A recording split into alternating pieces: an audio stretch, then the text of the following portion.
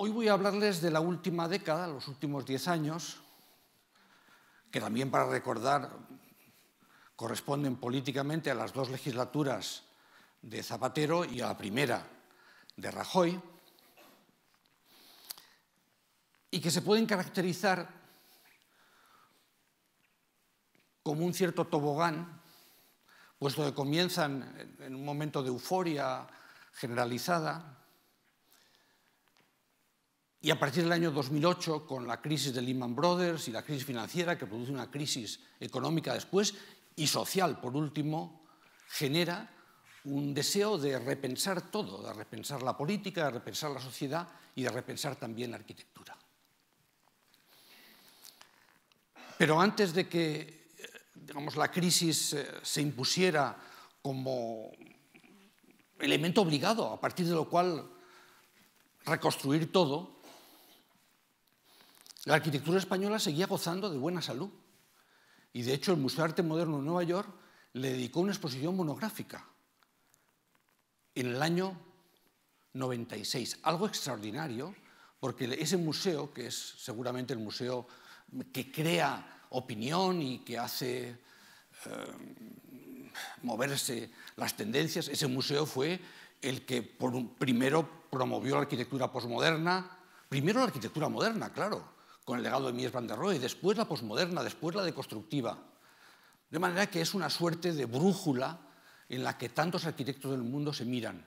Pues bien, en el año 96, el Museo de Arte Moderno de Nueva York le dedicó una exposición a la nueva arquitectura de España, y digo que era muy extraordinario porque solamente en una ocasión, en el año 43, dedicó una exposición a un país. En aquel momento era Brasil, era el Brasil de Niemeyer, era un Brasil efectivamente burbujeante que suscitó pues, la atención de todo el mundo. Pero en el año 96 era España. Y en nuestro caso hicimos una publicación gemela contando no tanto los últimos proyectos, que era lo que contaba el museo, sino la historia de la arquitectura española que había conducido a esta efervescencia. Y de hecho, pues, cruzamos prólogos, yo escribí el prólogo del catálogo del MoMA y Terry Riley, que era el comisario del MoMA, escribió el prólogo de este libro nuestro, en el que quisimos contar lo que había sido la arquitectura española hasta entonces, en buena medida fundamento de estas conferencias que hoy les doy, ¿no? Y que en la portada quisimos casi resumir con tres imágenes que les serán ya muy familiares. Por un lado, el Museo de Arte Romano de Rafael Moneo, aquí apareciendo como un contrapunto necesario el cementerio de Igualada, que hizo el malogrado Enric Miralles con su entonces mujer Carmen Pinós, y sobrevolando ambos el Guggenheim bilbaíno, para expresar ese proceso de internacionalización de la arquitectura española que había llevado a muchos grandes arquitectos del mundo a construir en España y también a los españoles a construir fuera. De manera que lo que durante tantas décadas había sido una historia doméstica, una historia interior, se había convertido en parte de una historia más cosmopolita. Pues bien, España durante esta primera etapa, hasta la crisis, celebró tres grandes eventos en tres ciudades: en Barcelona, en Valencia y en Zaragoza, que les voy a introducir brevísimamente con tres portadas de arquitectura viva. En primer lugar, en Barcelona, con el Fórum de Barcelona, muy distinto a lo que hubiera sido los Juegos Olímpicos, porque los Juegos Olímpicos habían puesto énfasis sobre todo en la construcción de la Villa Olímpica, en la extensión del tejido de la ciudad. El Fórum se entendió como una serie de piezas sueltas. La que ilustraba nuestra portada, esta colosal pérgola eólica de Elías Torres, muestra, ¿sabes?, de qué forma el colosalismo se impuso en aquella exposición del Fórum. El Fórum realmente se desarrollaba en el punto en el que se encuentra la diagonal que ven aquí con el mar, ¿no? Esa zona de encuentro de la diagonal con el mar, siempre mal resuelta, se desarrolló pues, un gran evento, pero que dio ocasión a hacer un trozo de ciudad, lo mismo que los Juegos Olímpicos habían permitido hacer otro trozo de ciudad. Y si digo que esa pérgola eólica que aquí pueden ver arrojando sombra sobre parte del gran recinto fue una de las piezas fundamentales de esta nueva forma de construir ciudad, no extendiendo el tejido, sino colocando piezas, el otro edificio que inevitablemente sería muy importante es este que ven aquí de forma triangular, porque es el producto de la intersección de la avenida Litoral con la Diagonal y que realizaron los suizos Herzog y de Meuron, que ya son a estas alturas familiares para todos nosotros. Un edificio triangular y casi suspendido, de manera que creaba una plaza cubierta, parte para protegerse, claro, del sol del verano mediterráneo, en el cual se celebraron los eventos del Fórum, y que a algunos, claro, pues les suscitará o en fin, establecerán vínculos con el otro edificio de Herzog de Meuron que tenemos aquí en Madrid, ¿no? el CaixaForum, que también levita para crear una plaza bajo el edificio mismo. El segundo gran acontecimiento fue la Copa América en Valencia. La Copa América, la Fórmula 1, en fin. El símbolo inevitablemente tenía que ser Calatrava, el Calatrava ahí del Palacio de las Artes, y el recinto desde el cual salieron los veleros que compitieron en la Copa América tuvo un segundo icono. Ese segundo icono lo hizo David Chipperfield. Verán que no les voy a poner hoy retratos de todos los arquitectos que ya conocen, pero los que no conocen y aparecen por primera vez, sí me voy a tomar la libertad de mostrarles el rostro para que puedan asociarlo a lo que luego verán, ¿no? David Chipperfield, un arquitecto que ha realizado muchas obras en España, tiene aquí incluso una casa de verano en Galicia, y que aquí hizo el que se llamó Foredeck al principio, el edificio desde el cual se iban a contemplar las regatas, y finalmente edificio Vélez Events. La tercera gran fiesta, el tercer gran encuentro, se hizo en Zaragoza. La exposición Zaragoza 2008, que conmemoraba el segundo centenario de 1808, que tan importante en Zaragoza, el levantamiento frente a la invasión francesa, y que se había celebrado ya al cabo de 100 años con una gran exposición en 1908, es decir, exactamente 100 años antes en Zaragoza. Así que 200 años después del evento histórico y 100 años después de la gran exposición que se hizo en Zaragoza, Zaragoza quiso tener otra ocasión de recabar financiación pública para hacer otro trozo de ciudad. Y de nuevo, en este caso, con el hilo conductor del agua, puesto que estaba el recinto estaba colocado, como ven, abrazado por el río Ebro, y en el cual, como veía en la anterior portada de Arquitectura Viva, uno de los iconos sería el pabellón de España, que os lo muestro en esta otra imagen, una especie de bosque cerámico que realizó el arquitecto Mangado, Pachi Mangado, del que ya hemos hablado. Pero de nuevo, como las anteriores, hubo un segundo icono tan importante como este, y fue un pabellón puente realizado por la arquitecta anglo-iraní Zaha Hadid, que ha fallecido hace bien poco.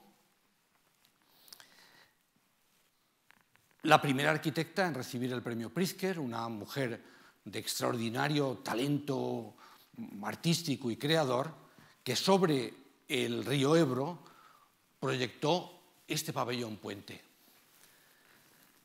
que lleva a su extremo escultórico los puentes de Calatrava. Si los puentes de Calatrava habían sido censurados porque, más que estar movidos por la lógica ingenieril de alcanzar la luz mayor con la menor cantidad de hormigón o de acero, en este caso se rompían ya todos los códigos y se hacía un puente absolutamente escultórico, que de hecho se apoyaba más en el centro, sobre esta pequeña isla, que sobre los dos extremos, y que obligó a hacer el pilotaje más profundo hecho nunca en España. 70 metros hubo que profundizar desde aquí para encontrar terreno firme.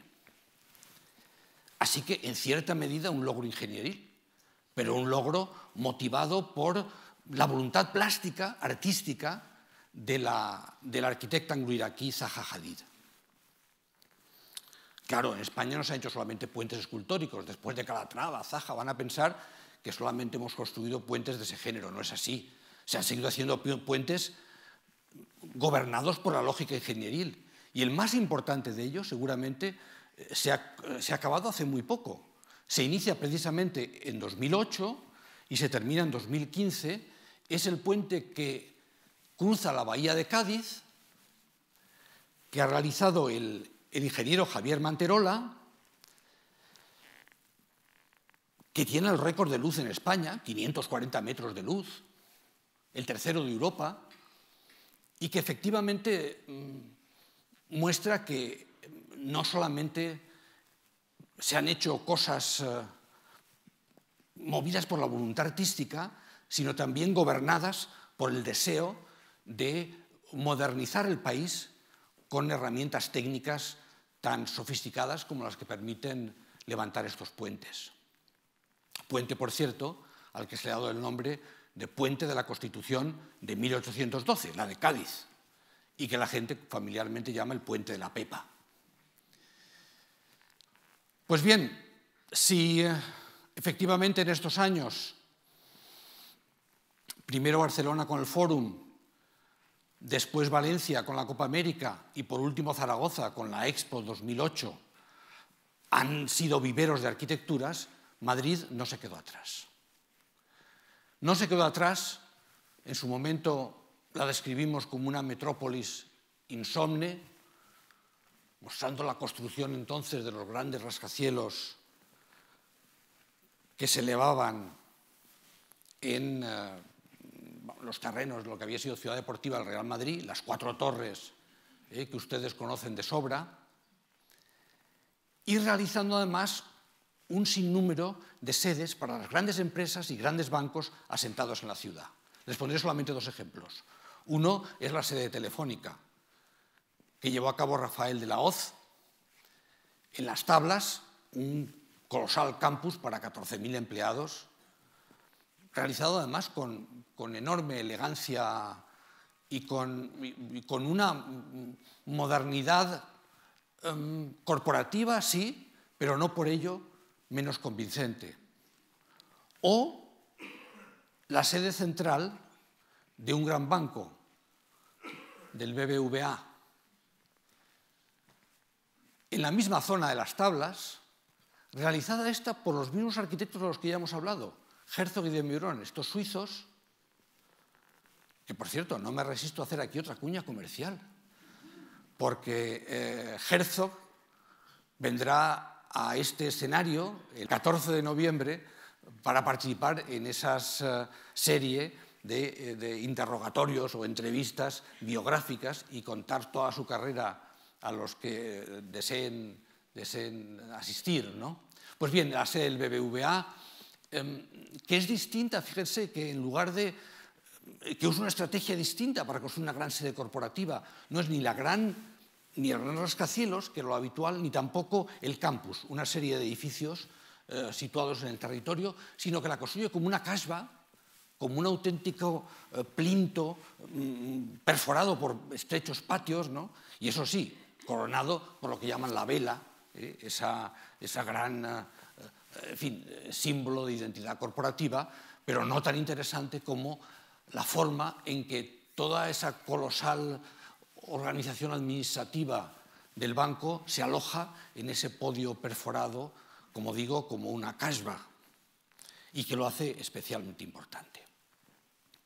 Pues bien, Madrid se construía con rascacielos, se construía con grandes sedes corporativas, pero también con una regeneración y reforma de sus grandes instituciones culturales. Los mismos suizos, que hoy aparecen mucho en nuestro relato, harían efectivamente el CaixaForum en el Paseo del Prado, es una vieja central eléctrica, de nuevo con el edificio que parece levitar, una plaza inferior y luego sobrealzado, ¿verdad? Con esas, en fin, con esos volúmenes forrados de acero cortén y al final perforados como una celosía, que alojan el resto del programa expositivo, ¿no? Y que además, pues, de estar enfrente del Botánico, pues tienen este guiño vegetal con esta pared realizada por un jardinero y artista llamado Leblanc, y cuyo plaza inferior pues tiene, tiene este aspecto, por un lado, constreñido y al mismo tiempo papirofléxico, que muestran estas imágenes. Es un edificio extraordinario.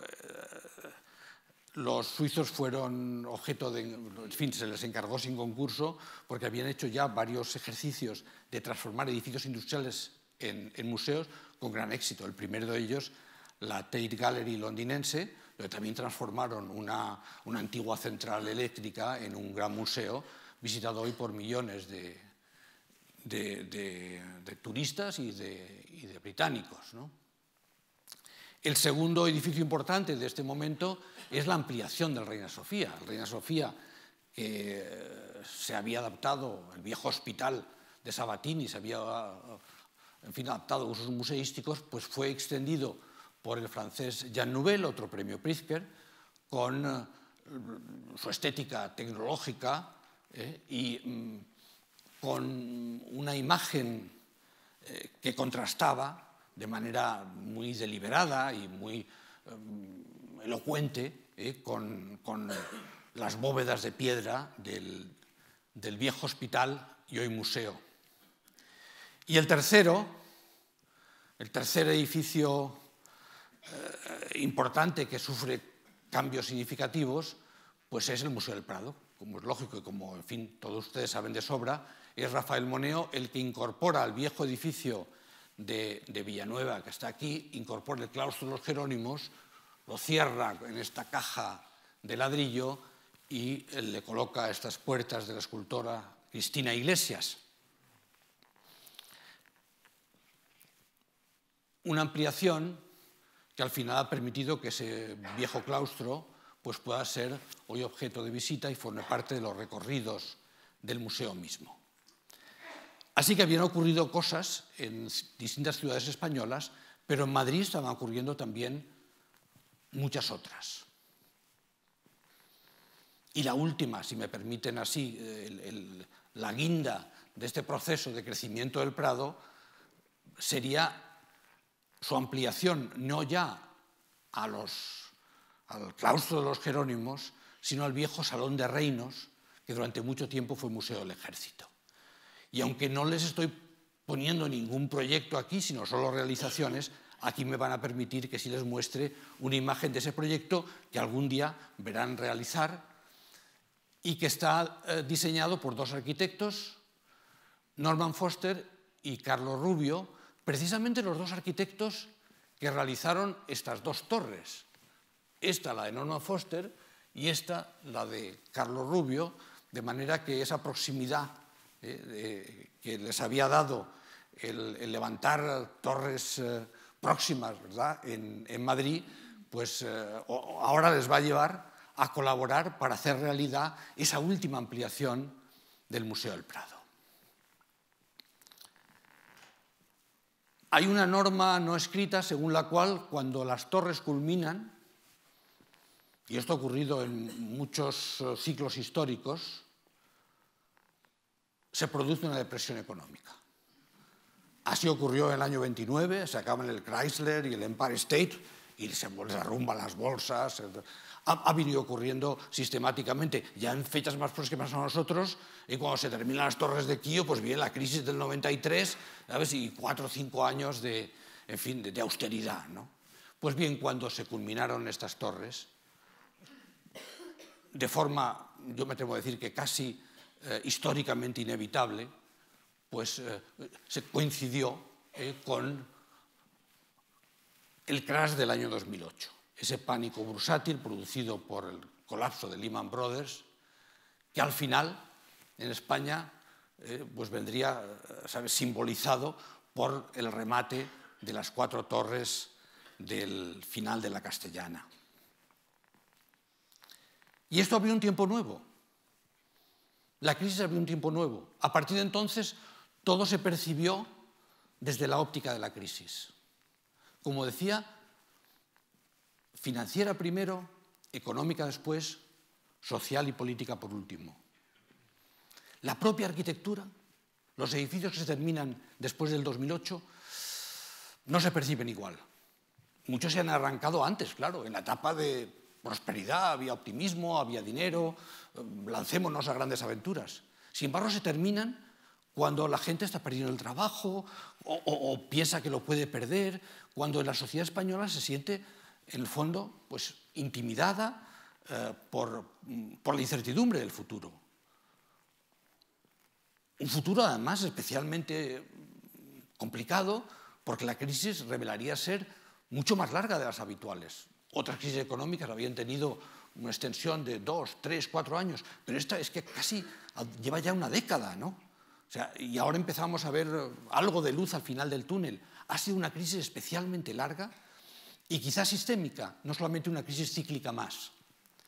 Por eso, los edificios que les cuento ahora, muchos de ellos se han percibido de forma, como antes decía, crítica. Por ejemplo, el que terminó Dominique Perrol, el gran arquitecto francés, el autor de la gran biblioteca de Mitterrand, ¿no? Que aquí hizo la caja mágica. La caja mágica al final de Madrid-Río, ¿no? Como, bueno, para celebrar el campeonato de tenis, pero también como un elemento importante de esas sucesivas apuestas olímpicas de Madrid, siempre frustradas, ¿no? Con lo cual la caja mágica es al final algo que asociamos a fracasos colectivos, ¿no? y a veces, digamos, a arquitecturas de un tamaño que la crisis hace percibir como innecesario, ¿no? Algo parecido ocurrió con otro gran edificio de un gran maestro que murió a los 102 años, Niemeyer, ¿no? Un grandísimo arquitecto brasileño, que recibió, por cierto, el primer premio Príncipe de Asturias de las Artes que se concedió a un arquitecto. Pero como él tenía como norma no viajar en avión, no vino a recibirlo. Porque hace tiempo que no viaja en avión, bueno, y por su avanzada edad, como es lógico, ¿no? Pero sí que quiso regalar a Asturias un proyecto que al final acabó construyéndose y le dieron su propio nombre. Es el Centro Niemeyer, que se construyó en Avilés. Un centro que no costó demasiado dinero, es decir, que se hizo razonablemente bien y daba una imagen en este mundo de industria, en fin, pues, o paleoindustria deteriorada, pues era una imagen de esperanza y de limpieza con sus formas, sus colores, ¿no? Sin embargo, la gestión no fue muy afortunada, estuvo un tiempo largo cerrado, el propio gerente que ha estado al frente de sus destinos ahora espera una sentencia de cárcel. De manera que todo esto contaminó también la arquitectura misma. Y las vicisitudes sociales o económicas que a veces acompañan a los edificios, pues acaban pues contaminando su propia imagen, ¿no? Y algo no muy distinto ocurrió con ese edificio que les presentaba en la última conferencia, la Ciudad de la Cultura de Galicia, la gran obra que iba a ser lo de Manuel Fraga, y que finalmente, del norteamericano Peter Eisman, y que finalmente, como saben, pues solamente se completó parcialmente. Y hace no mucho tiempo se tomó la decisión de interrumpir su construcción, dejando 2 de los edificios, ¿sabes?, como grandes agujeros en el suelo, ¿no? De nuevo, un recuerdo de que en aquel momento los sueños y las ambiciones fueron mayores que las capacidades económicas. Tampoco es fácil decir muchas cosas buenas del Metrosol Parasol en Sevilla, en la Plaza de la Encarnación, en pleno casco histórico, ¿no? Que, como ven, contrasta de manera violenta con todo lo que hay alrededor.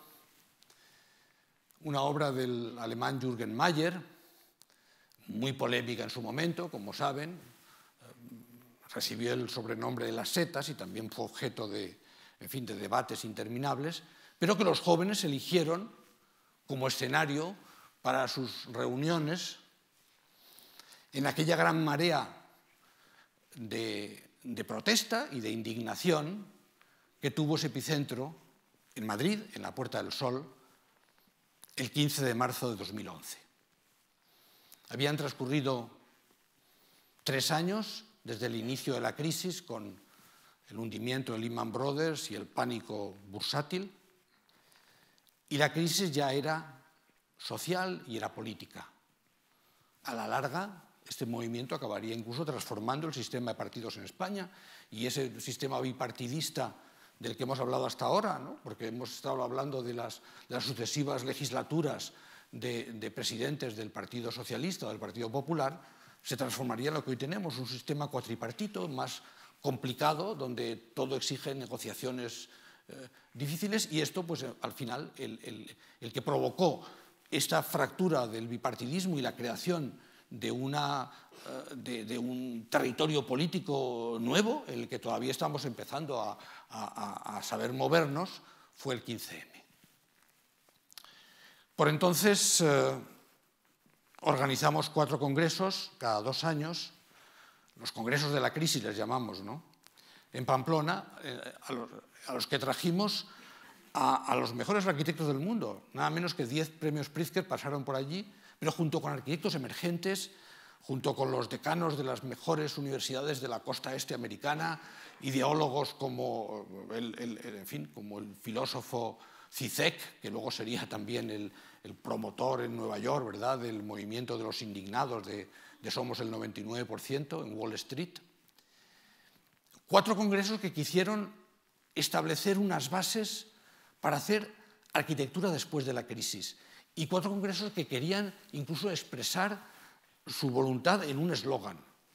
Los 2 primeros, el año 2010 y 2012, más por menos y lo común, más por menos la austeridad. Es decir, que la arquitectura debía de dar más confort, más belleza, más funcionalidad, pero con menos recursos, con menos consumo de energía, con menos dinero. Pero el segundo también la solidaridad, lo común, es decir, lo colectivo, lo compartido, y también lo corriente, lo cotidiano. Pensábamos que la crisis debía de abordarse desde la arquitectura combinando la austeridad con la solidaridad. Los 2 congresos siguientes ampliaron un poco la visión, y en uno hablamos de la arquitectura necesaria, recurriendo a ese viejo eslogan de las vanguardias, ni lo viejo ni lo nuevo, lo necesario. Evitar la arquitectura prescindible, la arquitectura ostentosa, la arquitectura que se realiza solo para dar cuerpo a veces al narcisismo o al ego de políticos o grandes financieros, ¿no? Y hacer una arquitectura de lo imprescindible. Y lo otro, cambio de clima. Claro, cambio de clima, pero no solamente la arquitectura enfrentada al cambio de clima, es decir, a los grandes desafíos del cambio climático que están transformando la forma de hacer edificios ya, sino también cambio de clima entendido en un sentido metafórico. Hay que cambiar el discurso, hay que cambiar la conversación. Los arquitectos debemos de hablar de otras cosas. En la arquitectura se ha producido, como en la sociedad, como en la economía, un cambio de clima. Y de esto quisimos también dar cuenta en la Bienal de Venecia, donde organizamos una exposición que se llamaba Spain Mon Amour, haciendo, un juego de palabras con el Hiroshima Mon Amour de Resnés. Y ese Spain Mon Amour, 5 oficinas españolas, de gente madura, pero joven, de 50 y pocos años, pero extendidas por toda España, del País Vasco y Navarra, de Cataluña, de Madrid también, y con obras que, como ven, cubrían toda la península. Quisimos explicar cómo en tiempos de austeridad y de crisis había unas arquitecturas que merecían imitarse. Estos 5 equipos, cuyas obras se exponían ahí, y se exponían a través de jóvenes que, como ven, con esa tradición de la comedia del arte italiana, sostenían maquetas y las explicaban a los visitantes de la Bienal, de manera que en estos equipos de 15 que rotaban cada semana, de manera que casi 200 jóvenes estudiantes y arquitectos pasaron por allí. De hecho, nos gastamos todo el presupuesto que teníamos solo en los viajes de los jóvenes, ¿no? Porque nos parecía que era, a fin de cuentas, lo más importante, ¿no? Y ellos intentaban transmitir, ¿sabes?, de que España sí estábamos en crisis. Entonces, era una situación efectivamente difícil. España estaba siempre en toda la prensa como uno de los países mediterráneos al borde de la catástrofe, al borde del rescate, ¿no? Y ellos intentaban, con estas maquetas, contar, sí, pero somos capaces de hacer buena arquitectura, ¿sabes? Había una voluntad de orgullo en lo que somos y, sin embargo, también, ¿sabes?, de propósito de la enmienda. Es verdad, también en España hemos hecho cosas disparatadas, hemos hecho cosas de las que nos deberemos de arrepentir, pero hay buenas arquitecturas. Déjenme difundirlas y procuremos imitarlas. Estas 5 oficinas, algunas las conocen ya y no les muestro, digamos, los retratos de los arquitectos. Eran gente como la de Mangado, Pachi Mangado, de Pamplona, con obras como este Museo de Vitoria, esta caja de bronce perforada como por espadas de luz, por estos lucernarios, o como el Museo de Bellas Artes de Oviedo, frente a la catedral, ¿no? De nuevo reconciliando el respeto a lo existente, a las fachadas de lo que heredamos, de nuestro patrimonio, con unos interiores absolutamente contemporáneos y que transmiten, a través de su escala y de sus materiales, el sentimiento de que se pueda hacer gran arquitectura con medios limitados. Lo mismo en el caso de la pareja formada por Emilio Tuñón y Luis Moreno Mansilla, de los que les comenté ayer que, por desgracia, Luis Moreno falleció tan joven, ¿no? Pero pudo dejar construidos edificios como Atrio, un pequeño hotel y restaurante en Cáceres, pero de una perfección y de una exigencia para un cliente privado. No todos los edificios grandes de la arquitectura española son públicos, ¿no? Pero que merecen la visita, ¿no? Así que no puedo por menos que recomendarles que si alguna vez van a Cáceres no dejen de pasar por allí. Arquitectos también, bueno, y arquitectos que además de estos edificios pequeños en un casco histórico muy constreñido, han hecho en Madrid seguramente el gran museo de este momento, el Museo de Colecciones Reales, que suministra un nuevo podio para el Palacio Real y la Catedral de la Almudena para alojar la colección de tapices y carrozas de la corona, ¿no? Y que todavía no se ha inaugurado, pero que el edificio está prácticamente terminado, de manera que muy pronto tendremos ocasión de visitarlo y de disfrutarlo con todos los elementos de las colecciones reales que finalmente se expongan. Arquitectos también como estos jóvenes 3 arquitectos de Olot,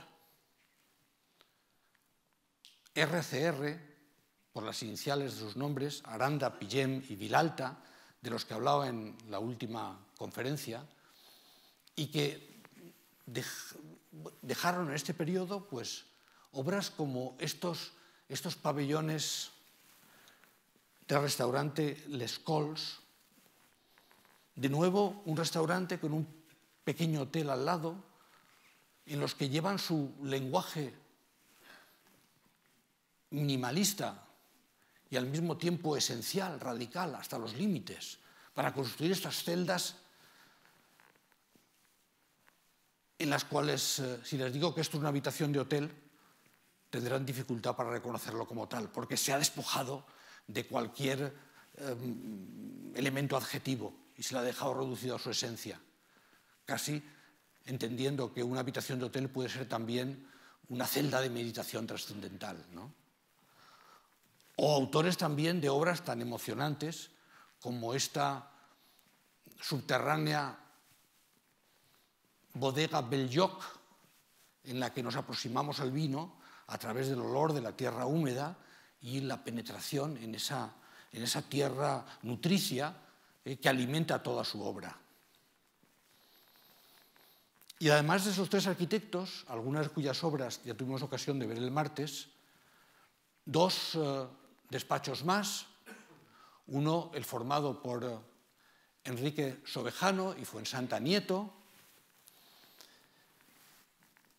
que dejaron en esta época dos obras en Córdoba importantísimas. Una, esta que ven aquí, el Museo de Medina Azara, junto al enorme recinto arqueológico de este mismo nombre, que como ven está planteado como casi como los campos de labor, ¿no?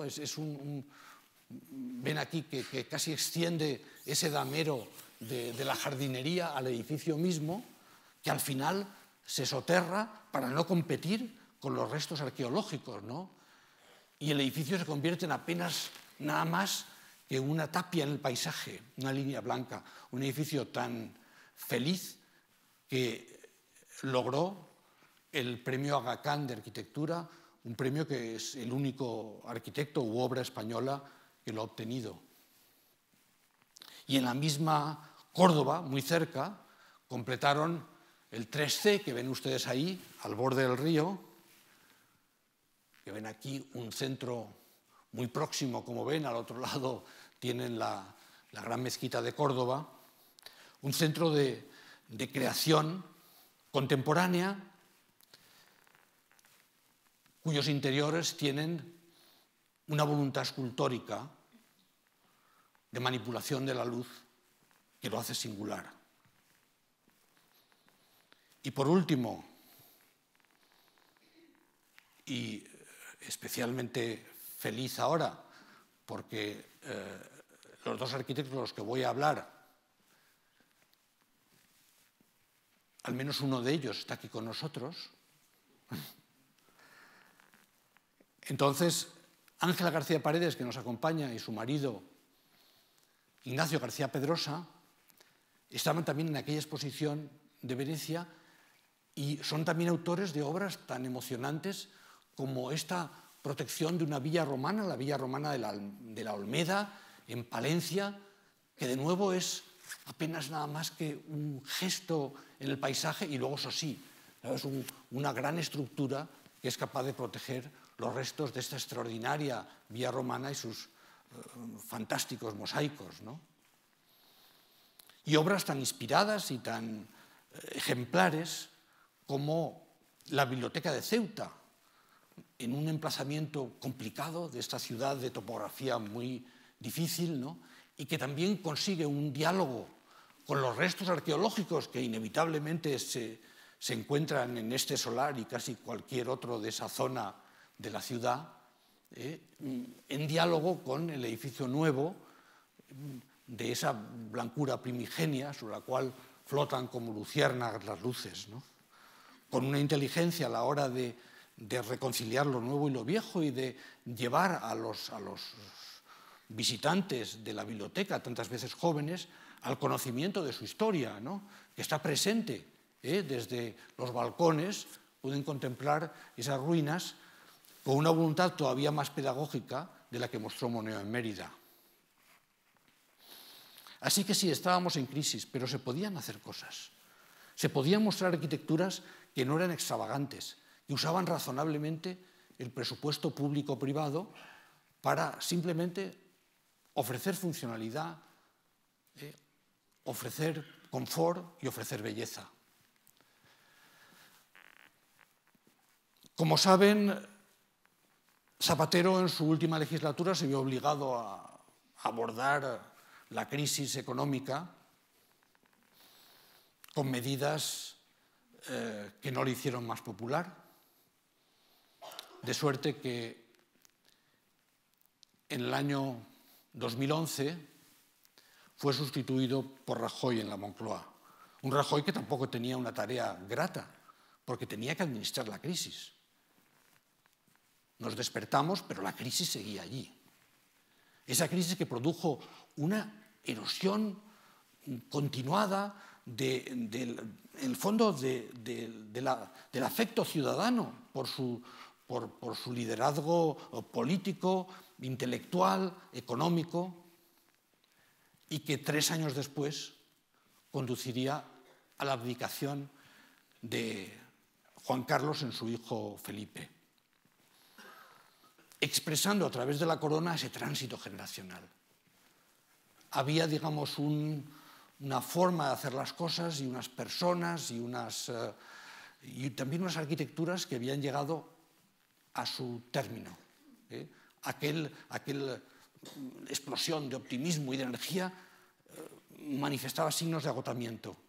Y esa abdicación fue una forma, yo creo que muy visible, de hacer ver que en España era necesario un recambio. El recambio se produjo muchas veces a través de las propias oficinas, a través de los hijos. Por ejemplo, la oficina de Ferrater. ¿Sabes? Aquí tiene a Ferrater, el gran arquitecto catalán que hemos visto antes, pues ya en un segundo plano y dejando que el primer plano lo ocupen sus hijos, su yerno. Y fueron ellos los que hicieron obras como el Paseo Poniente de Benidorm, una obra maravillosa, ¿no? de reinterpretación, con esa, por un lado, con esa geometría ondulante y marina, y por otro lado con esos colores vivos, ¿no? de ese lugar en el fondo de ocio y de disfrute, que es una gran playa, ¿no? Estos jóvenes arquitectos, como les decía el martes y hoy lo repito, estaban muy próximos ya al paisajismo, recuperaban lo cromático como algo que les había sido un poco... Les había sido amputado por sus mayores, ¿no? La primera arquitectura moderna era muy dogmática, era una arquitectura de líneas rectas, del ángulo recto, cúbica, vidrio, metal. Era una arquitectura en la que no cabían los materiales cálidos, no cabía el cromatismo, no cabían, o cabían en menos medida, o solo en las modernidades, digamos, heterodoxas. Y eso es lo que de repente estos jóvenes arquitectos empiezan a transformar. En otros casos eran los que habían seguido el camino de sus parejas, muy singularmente en el caso de Enric Miralles, otro arquitecto del que les he hablado y que murió trágicamente a los 45 años. Su viuda, Benedetta Teclebugue, fue la que les decía el martes que había completado el Parlamento de Escocia, en Edimburgo, y fue ella también la que acabó este mercado de Santa Caterina, que aquí lo ven en el dibujo. El dibujo es casi un puesto de mercado de frutas donde está todo el color y casi el olor, ¿verdad?, del mercado, y que luego se manifiesta en esta cubierta maravillosa, ¿verdad?, que cubre como una alfombra mágica a punto, ¿verdad?, de levitar el mercado de Santa Caterina, ¿no? También tuvo una carrera muy fértil la que había sido primera mujer de Enric Miralles y que había hecho con él ese cementerio de Igualada que tantas veces ha aparecido en estas conversaciones y que tanto admiramos todos, ¿no? Carmen Pinós. Y Carmen Pinós, además de realizar edificios importantes fuera de España, en México y en otros países, pues hizo en Zaragoza uno de los CaixaForum. El CaixaForum de Zaragoza, que pueden ver aquí, con esas geometrías oblicuas y esas maclas de formas y de colores que lo convierte, pues, al final en un icono, en un objeto, dentro de lo que estas arquitecturas de este siglo XXI han sido, ¿no? Que ya no han sido tanto contextuales, como veríamos la obra de Monet o cuando hablábamos de Mérida o hablábamos de la Previsión o hablábamos de Van Quinter, sino por el contrario objetuales, objetos escultóricos que quieren, digamos, dibujar un perfil en el cielo que se imprima en la memoria, que no podamos olvidar. Y ya, pues, la generación más joven, gente como Efrén García Grinda y Cristina Díaz Moreno, que hacen una arquitectura inesperada. La llamamos moderna porque tiene esa voluntad de expresar el espíritu del tiempo, pero que no se parece nada a esas arquitecturas modernas de los años 20 y 30, de la modernidad heroica. Tiene un ejemplo en Madrid, muy próximo, la Fundación Giner de los Ríos. una remodelación que ha transformado el edificio con estas pantallas de acero en algo distinto, ¿no? Y que ha conformado el interior de nuevo como un paisaje casi daliniano, casi entre surrealista y dada. ¿Qué hace de la arquitectura un juego? Sí, pero un juego serio. Ese juego serio lo practican muchos otros jóvenes. Fíjense, por ejemplo, en nuestro amigo José Manuel Sánchez, un arquitecto extremeño de Don Benito, que ha construido en Extremadura obras tan insólitas como este anillo. Se llama así, The Ring o el Anillo, un centro de alto rendimiento al borde de un embalse, que le valió, junto con otras obras suyas, ser el primer europeo que recibe el premio suizo de arquitectura, un premio muy prestigioso, dirigido a arquitectos jóvenes de todo el mundo que tengan al menos 3 obras construidas. Pues bien, el premio suizo en sus primeras ediciones se había entregado a un africano, a un latinoamericano, a un asiático, y el primer europeo que lo recibió fue precisamente José María Sánchez, con este edificio extraordinario, que es casi un gesto en el paisaje, y que les acerco para que vean, digamos, de qué forma está construido, con esa ligereza, y sobre estos pilotís o estas patas que permiten la continuidad del paisaje natural, y el edificio acaba siendo apenas nada más que un anillo en suspensión.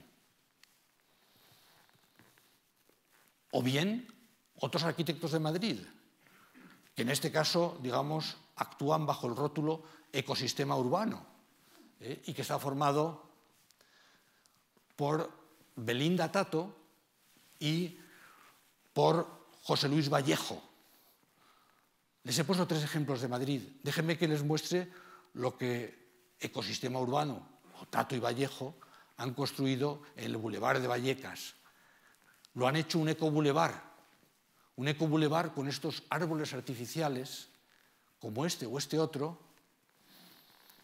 que sirven sí como iconos de identidad en un barrio periférico, sin nada que lo haga singular, pero también como una manera de expresar, ¿sabes?, la voluntad de la arquitectura de reconciliarse con los flujos energéticos y climáticos.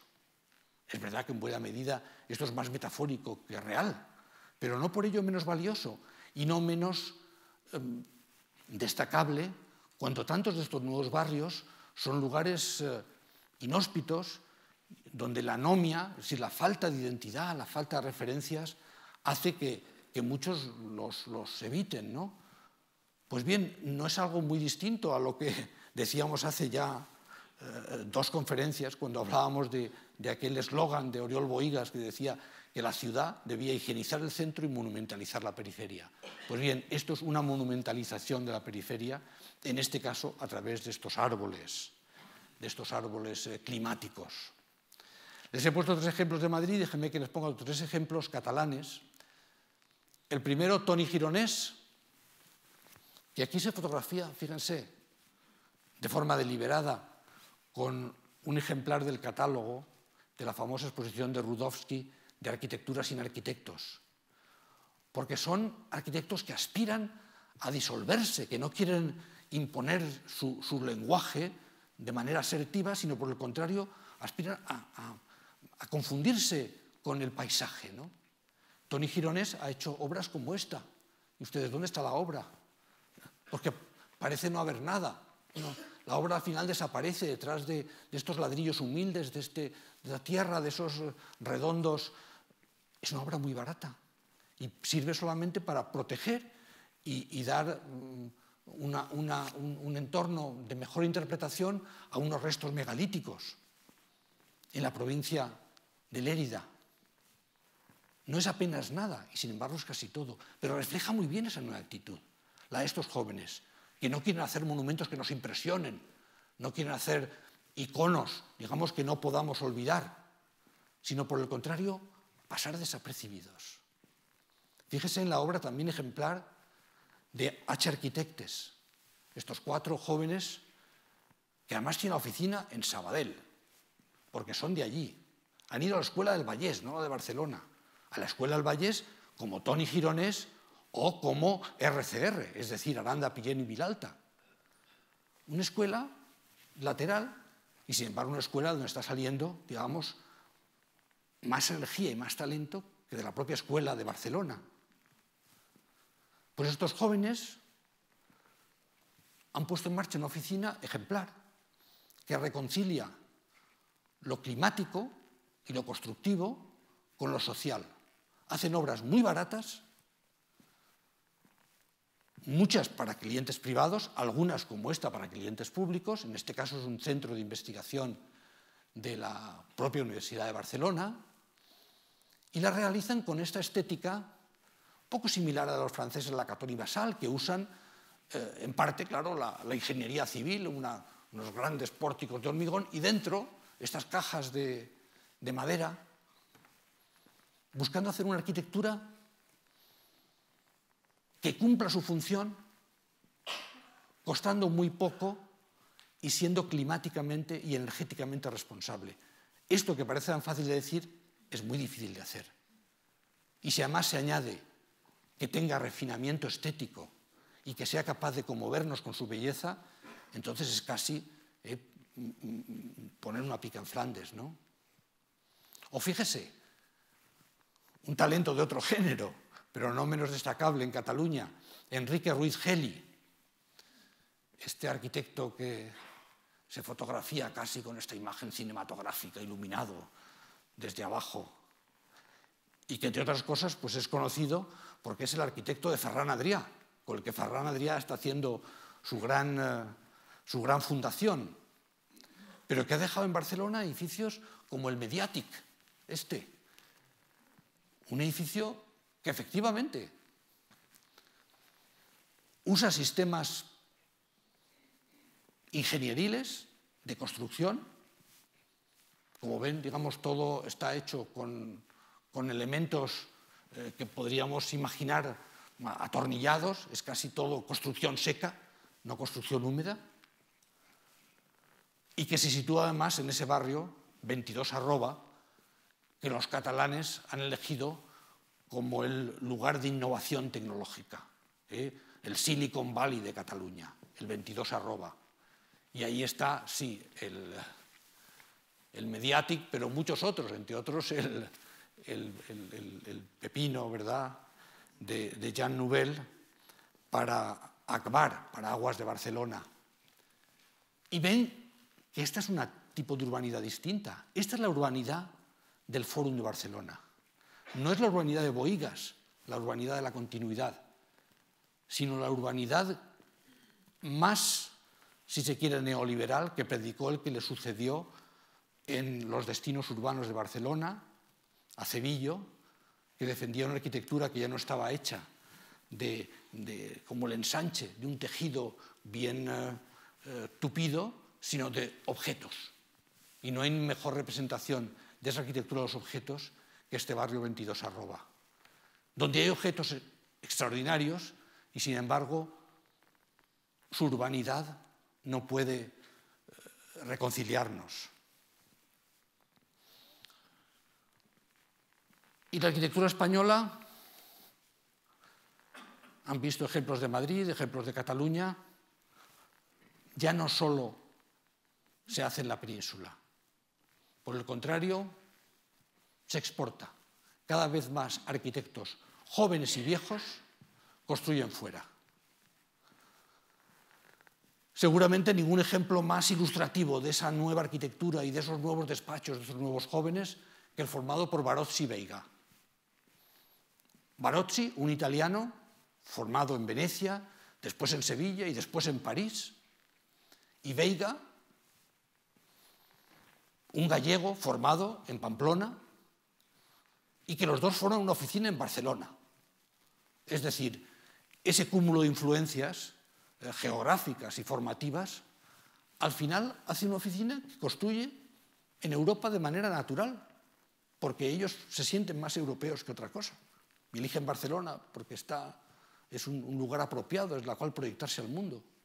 Y desde ahí, por ejemplo, proyectan esta extraordinaria Filarmónica Szczecin en Polonia,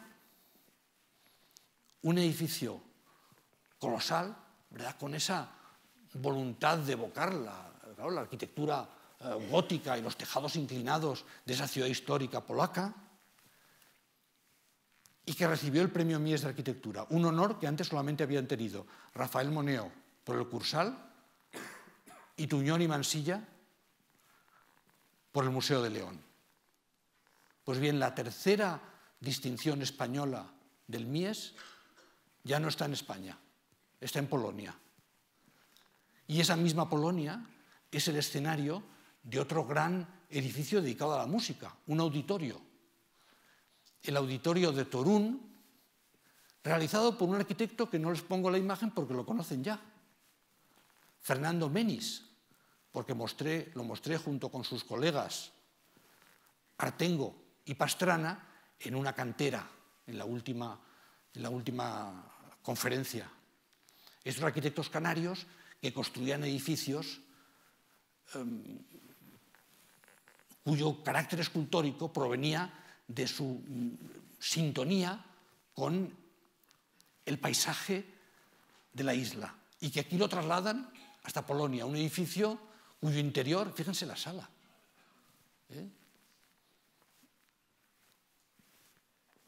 llega a ser de un expresionismo insólito y que sin embargo se alimenta de esas raíces canarias de la formación de Fernando Menis. Polonia sí, pero no solo Polonia. Miren, por ejemplo, esta rehabilitación y añadido de cuerpos nuevos que realizaron Nieto y Sobejano, que los veíamos antes trabajando en Córdoba, pues ahora los vemos en Hallen, en la antigua Alemania del Este, rehabilitando una gigantesca fortaleza para hacerlo, pues sí, un centro cultural y museo, además, de Feininger, del Feininger que tenéis aquí arriba. Así que hay también siempre encontramos esos lazos, ¿verdad?, con el trabajo de la Fundación Marx, que siempre nos ilustra y nos ayuda. Pues bien, Nieto Sobejano, por cierto, acabarían abriendo una oficina en Berlín, que hoy es mucho más grande que la de Madrid, y construyendo en Alemania y en Austria, y sois seguramente hoy los arquitectos españoles con una mayor proyección internacional, pero ya no desde Madrid, donde tiene una oficina menor, sino desde Berlín, que es, digamos, esa naturalidad con la que los arquitectos de generación abren despachos fuera y operan desde ellos en un ámbito más amplio. Un ámbito más amplio, claro, que también ayuda cuando España está en un momento de depresión de las inversiones públicas que antes habían alimentado a tantos despachos. Otro ejemplo más, y este de los más notorios. En Ámsterdam, Cruz y Ortiz, durante casi 10 años, han estado haciendo el emblema del país.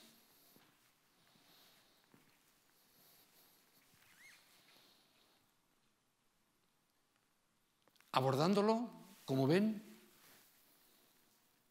en parte restaurando lo que existía y en parte añadiendo elementos nuevos,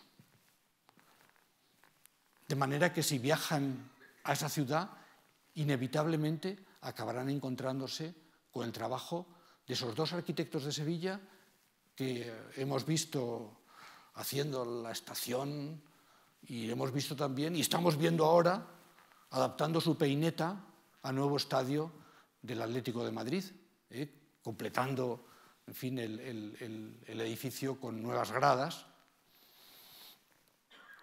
Así que, de todas las imágenes que les muestro, sin duda, bueno, muchos son edificios importantes que duda cabe, han recibido galardones extraordinarios, pero el Rijksmuseum es de otra categoría, porque el Rijksmuseum, como el Prado, como la National Gallery, son de esos, en fin, de esos iconos del arte y la cultura que inevitablemente forman parte del itinerario de cualquier visitante, ¿no? Y es especialmente destacado que hayan sido dos arquitectos que desde su base en Sevilla, en este caso sin establecer, digamos, un despacho en Londres o en Berlín, están siendo capaces de hacer estas obras.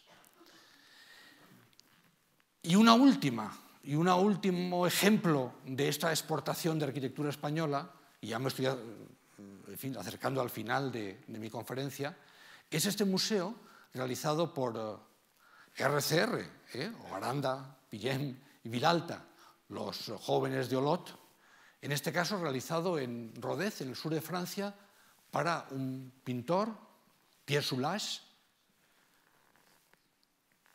con su característico lenguaje radical, extremo, un lenguaje, decíamos otro día, que no coge prisioneros, es un lenguaje verdaderamente, incluso en este caso, claro, como la obra pictórica de Pierre Soulages se caracteriza por el outre noir, ¿no? por esos lienzos casi negros, ¿no? Pues en este caso los lienzos casi negros del pintor entran en sintonía con esa oscuridad tenebrosa, ¿sabes? Y esa dureza extrema de los interiores del museo. Pues bien, son justamente estos arquitectos los que les muestro excepcionalmente una vez más aquí, rodeados de vegetación en su refugio idílico de Olot, solo para recordar, lo dije ayer, lo adelanté, pero hoy le reitero, que los que aquí ven, Rafael Aranda, Carmen Pillem y Ramón Vilalta, han recibido el premio Pritzker hace muy poco, convirtiéndose en los primeros arquitectos en recibir este Nobel de la Arquitectura, primeros arquitectos españoles en recibirlo desde Rafael Moneo, lo cual sin duda pues es una distinción extraordinaria. La arquitectura española ha recibido muchos reconocimientos internacionales, pero déjenme decirlo, también el urbanismo. La Universidad de Harvard, cuando celebró su 350 aniversario, creó un premio de urbanismo en el año 86. Lo han otorgado 12 veces, a la mejor realización urbanística del planeta. Y de las 12 ediciones, en 3 ocasiones ha recaído en intervenciones urbanísticas españolas. La primera fue las plazas duras de Barcelona, esa transformación de Barcelona que había hecho Oriol Bohigas. La segunda, el metro de Bilbao, la transformación, ¿verdad?, de toda la ría, ¿verdad?, que se sintetiza muy bien en el metro de Norman Foster. Pues bien, la tercera ha sido Madrid-Río. Madrid-Río, una obra colosal, un parque lineal de 6 kilómetros sobre el soterramiento de la M30, que muchos de ustedes, claro, conocen bien. Un esfuerzo ingenieril extraordinario, es del mismo tamaño que el Big Dig de Boston, que haya sido muy famoso. El Big Dig de Boston tardó 22 años en ejecutarse. En este caso, el soterramiento y la construcción del parque tardó 22 meses. Así que es algo de lo que, en fin, también podemos sentirnos orgullosos. Un parque, además, que por su proximidad con zonas muy habitadas, tiene un uso muy intensivo, a diferencia de otros parques enormes, pero tan alejados de las viviendas, que al final no tienen el mismo género de utilidad. Y este gran parque se remata con un gran conjunto cultural, que es el del Matadero, que lo he puesto como emblema de esta última conversación, ¿no? Matadero, las grandes naves del Matadero, que se situaban al lado del río por razones obvias, y que han sido remodeladas por la gente más creativa de la joven generación de arquitectos, gente como Arturo Franco, gente como Iñaki Carnicero, también Antón García Abril, el Centro del Lector, Antón del que ya hemos hablado en otras ocasiones, con esa voluntad de usar grandes elementos casi como de obra pública, grandes vigas, transformando esas naves del Matadero. O en otras ocasiones, digamos, de una manera más festiva, más amable, como en el caso de los jóvenes Langarita Navarro.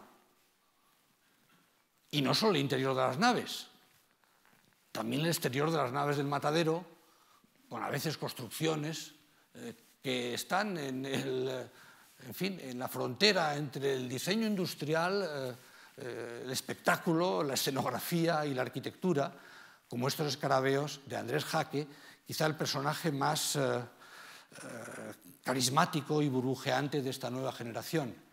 Andrés Jaque, que divide su vida entre Nueva York y Madrid, que es el primer arquitecto al que el Museo de Arte Moderno de Nueva York, ¿sabes?, ha homenajeado incorporando a su colección permanente una instalación, y que es capaz de hacer cosas tan insólitas como este pabellón en el PS1. El PS1 es digamos, donde el Museo de Arte Moderno de Nueva York hace las exposiciones de este género, ¿no?, de pabellones arquitectónicos. En este caso es una elaborada metáfora sobre el agua, su regeneración y al final pues, la fontanería como base de la urbanidad, con una voluntad, sí, lírica, metafórica y ecológica, que hizo que de manera inesperada y casi, en fin, casi imposible de creer, en el año 2015 los 3 grandes pabellones que los arquitectos visitan en verano, porque son como 3 laboratorios experimentales de nuevos caminos en la arquitectura, los realizarán 3 oficinas de Madrid.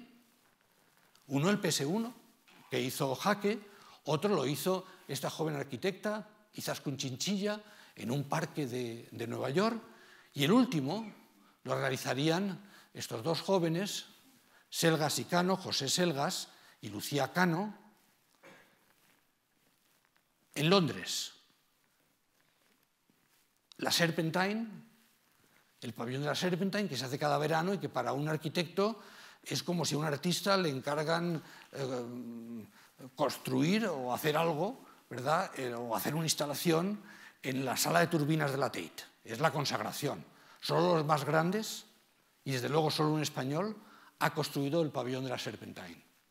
Y en este caso fueron estos jóvenes madrileños, Selgas y Cano, que con esta instalación, sí, efectivamente festiva, una instalación que se sostiene de manera, como ven, digamos, pues muy provisional, ¿no?, pero que quiere ser un mensaje de alegría y en el fondo también, ¿sabes?, de fruición y de optimismo en unos momentos que no han sido fáciles para los arquitectos, ni en España ni fuera de España. Termino. Había iniciado este recorrido por esta última etapa, ¿verdad?, de altibajos, esta etapa un poco, pues, a veces de enormes dificultades por la crisis, con el reconocimiento que hizo el Museo de Arte Moderno de Nueva York de nuestra arquitectura, con esa gran exposición del año 96. Y quiero acabar con otro reconocimiento, 10 años después. En la Bienal de Venecia, el pasado verano, el pabellón de España, que ven aquí, donde se exponían ejemplos de todas estas jóvenes arquitecturas que han sabido enfrentarse a la crisis con dignidad, que han sabido enfrentarse a la crisis, ¿sabes?, diciendo, sí, podemos hacer cosas con menos dinero, seguramente con más esfuerzo, con más talento, pero la crisis no va a matar a la arquitectura. Y este pabellón recibió el León de Oro, que es la mayor distinción que otorga la Bienal de Venecia, y no tanto por la idea de la instalación, no, sino por las arquitecturas que contenía. Unas arquitecturas que muestran que podemos enfrentarnos a la crisis y que podemos enfrentarnos a las dificultades con éxito, utilizando la humildad, el talento y el esfuerzo. Buenas noches, muchas gracias a todos por la atención y por su paciencia. Gracias.